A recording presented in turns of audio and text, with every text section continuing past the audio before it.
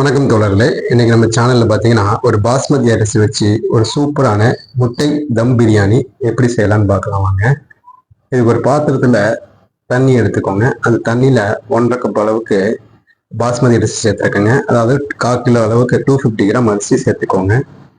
இப்போ ஒரு பேன்ல ஒரு 1 டீஸ்பூன் அளவுக்கு ஆயில் சேர்த்துக்கோங்க. சேர்த்துட்டு அதில் கொஞ்சமாக ஒரு 1/4 டீஸ்பூன் அளவுக்கு மஞ்சள்தூள், மிளகாய்த்தூள் ஒரு 1/4 டீஸ்பூன் அளவுக்கு சேர்த்துக்கோங்க.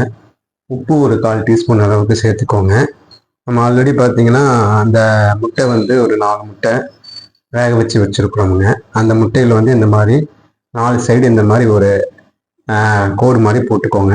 போட்டிங்கன்னா தான் அந்த மசாலா வந்து அந்த முட்டையில் வந்து டீப்பாக இறங்குங்க. அதுக்காக இந்த மாதிரி 4 சைடு இந்த மாதிரி ஒரு கோடு மாதிரி போட்டுக்கோங்க. போட்டு அந்த மசாலாவோட அந்த முட்டையை வந்து நல்லா இந்த மாதிரி டீப்பாக ஒரு குறைவான தீவில் லோ ஃப்ளேமில் இந்த மாதிரி நல்லா ஃப்ரை பண்ணி எடுக்கணுங்க. இது எவ்வளோ நேரம் ஃப்ரை பண்ணணும் பார்த்தீங்கன்னா ஒரு 1லேருந்து ஒரு 2 நிமிஷம் லோ ஃப்ளேம்லேயே இந்த மாதிரி ஃபுல்லாக குக் பண்ணியிருக்கோங்க. குக் பண்ணி இந்த 4 முட்டையுமே ஒரு ஓரமாக எடுத்து வச்சுக்கோங்க. இப்போ ஒரு பாத்திரம் எடுத்துக்கோங்க. உங்கள் வீட்டில் பாத்திரம் இருந்தால் எடுத்துக்கோங்கன்னா ஒரு குக்கர் இருந்தால் எது இருந்தாலும் எடுத்துக்கோங்க. எண்ணெய் ஒரு 50 ml அளவுக்கு சேர்த்துக்கோங்க. மசாலா எல்லாம் ஆட் பண்ணிக்கோங்க. ஸ்டார் அனாஸு, பட்டை, கிராம்பு, ஏலக்காய், ஒரு பே லீஃபு எல்லாமே ஆட் பண்ணிக்கோங்க. ஆட் பண்ணிவிட்டு இது கூட பார்த்தீங்கன்னா ஒரு மீடியம் சைஸில் பெரிய வெங்காயம் ஒரு 2 வெங்காயம் கட் பண்ணி வச்சுருக்கிறாங்க. இந்த வெங்காயத்தை ஆட் பண்ணிக்கோங்க. ஆட் பண்ணி ஹை ஃப்ளேமில் குக் பண்ணுங்க. ஹை ஃப்ளேமில் வந்து ஒரு 3லேருந்து 4 நிமிஷம் அது நல்லா பார்த்தீங்கன்னா நல்லா வதங்கணுங்க. வதங்கி அதோட வந்து கண்ணாடி பதத்துக்கு வதங்கி வரணுங்க. அது வரைக்கும் குக் பண்ணுங்க. நான் சொல்கிற இதே அளவில் செஞ்சு பாருங்கள். பிரியாணி வந்து நல்லா சூப்பராக இருக்குங்க. இந்த ஸ்டேஜில் பார்த்தீங்கன்னா மஞ்சள் தூள் ஒரு 1/4 டீஸ்பூன் அளவுக்கு சேர்த்துக்கோங்க. மிளகாய்த்தூள் ஒரு 1/2 டீஸ்பூன் அளவுக்கு சேர்த்துக்கோங்க. சேர்த்து லோ ஃப்ளேமில் அதாவது நல்லா வதக்கி விடுங்க. நம்ம மிளகாய்த்தூள் மஞ்சள்தூள் சேர்க்கும் போது தீயை வந்து குறைவாக வச்சுக்கோங்க. லோ ஃப்ளேமில் வச்சுக்கோங்க. இந்த ஸ்டேஜில் வந்து பார்த்திங்கன்னா மல்லி இலை ஒரு 1/4 கை அளவுக்கு எடுத்து வச்சுருக்குறாங்க. அதை போட்டு ஒரு 5 செகண்டு அதை நல்லா வதக்கி விட்டுக்கோங்க. அடுத்ததாக பார்த்திங்கன்னா நம்ம வந்து புதினா ஆட் பண்ணுறாங்க. புதினா எந்த அளவுக்கு ஆட் பண்ணணும்னு பார்த்தீங்கன்னா அதுவும் ஒரு 1/4 கை அளவுக்கு புதினா ஆட் பண்ணிக்கோங்க. ஆட் பண்ணி ஒரு 5 செகண்ட் நல்லா வதக்கிக்கோங்க. ஃபஸ்ட்டு மல்லி இலை வதக்கிக்கோங்க. அப்புறமா புதினா தனித்தனியாக வதக்கிக்கோங்க. இந்த ஸ்டேஜில் இஞ்சி பூண்டு பேஸ்ட்டு ஒரு 2 டீஸ்பூன் அளவுக்கு அரைச்சி வச்சுருக்கிறேங்க. ஈக்குவல் ரேஷியோங்க. எந்த அளவுக்கு இஞ்சி எடுக்கிறீங்களோ அந்தளவுக்கு பூண்டு அதே மாதிரி கொஞ்சம் தண்ணி ஊற்றி நல்லா அரைச்சிக்கோங்க. அது பச்சை வாடை போகிற வரைக்கும் நல்லா வதக்கிக்கோங்க. வதக்கினதுக்கப்புறம் ஒரு பச்சை மிளகா சேர்த்துக்கோங்க. இது எல்லாமே பார்த்தீங்கன்னா குறைவான தீயில வந்து மீடியமான தீயிலே வச்சு குக் பண்ணுங்கள். ஹையில் பண்ண வேண்டாம். நம்ம வெங்காயம் வதக்கும் போது மட்டும் ஹையில் வச்சு பண்ணிக்கோங்க. இப்போ இந்த ஸ்டேஜில் பார்த்தீங்கன்னா உப்பு கொஞ்சம் ஆட் பண்ணிக்கோங்க. உப்பு ஆட் பண்ணிவிட்டு அடுத்ததாக பார்த்தீங்கன்னா நம்ம கொஞ்சம் தக்காளி ஆட் பண்ணணுங்க. தக்காளி எவ்வளோன்னு பார்த்தீங்கன்னா அது ஒரு மீடியமான சைஸில் ஒரு 2 தக்காளிங்க. நீங்கள் எந்த அளவுக்கு வெங்காயம் எடுக்கிறீங்களோ இப்போ 2 மீடியமான சைஸ் வெங்காயம் எடுத்தோமுங்க. அதே மாதிரி 2 மீடியமான சைஸ் தக்காளிங்க.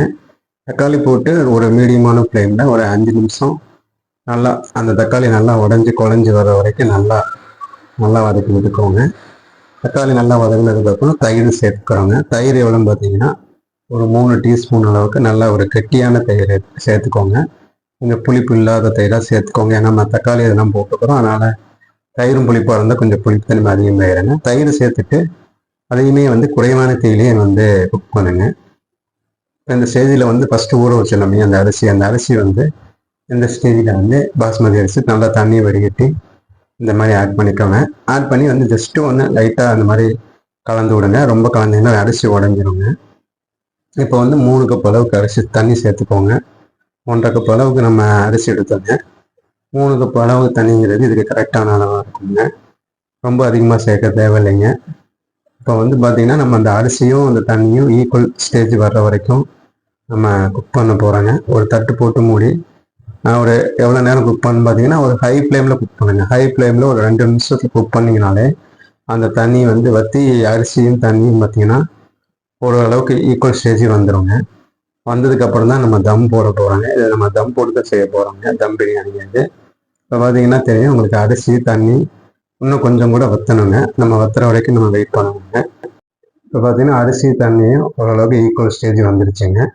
இப்போ தோசைக்கல்லில் அந்த நம்ம குக் பண்ணி வச்சுருக்க அந்த சாப்பாடையும் வச்சு அந்த 3 முட்டையை நம்ம ஃபஸ்ட்டு ஃப்ரை பண்ணி வச்சுருந்தோம்ல எண்ணெயை, அதையும் வந்து இந்த முட்டையை வந்து இந்த மாதிரி மேலே ஆட் பண்ணி இந்த மாதிரி எல்லாம் கலந்துட்டுக்கோங்க. இப்போ இதுக்கு மேலே வந்து பார்த்தீங்கன்னா ஒரு தட்டு போட்டு ஒரு வெயிட்டான ஒரு பாத்திரம், அதாவது தண்ணி ஊற்றி இந்த மாதிரி மேலே வச்சுருங்க. லோ ஃப்ளேம்லேங்க ஒரு 10லேருந்து 15 நிமிஷம் குக் பண்ணிங்கன்னா போதுங்க. குக் பண்ணி நம்ம ஒரு 10 நிமிஷம் கழித்து ஓப்பன் பண்ணுங்க. இப்போ பார்த்தீங்கன்னா சுவையான ஒரு எக் பிரியாணி, எக் தம் பிரியாணி ரெடி ஆயிடுச்சுங்க. எப்படி இருக்குன்னு செஞ்சு பாருங்கள். செஞ்சு பார்த்து சாப்பிட்டு பார்த்துட்டு எப்படி இருக்குன்னு சொல்லுங்கள் friends. Okay friends, thank you friends.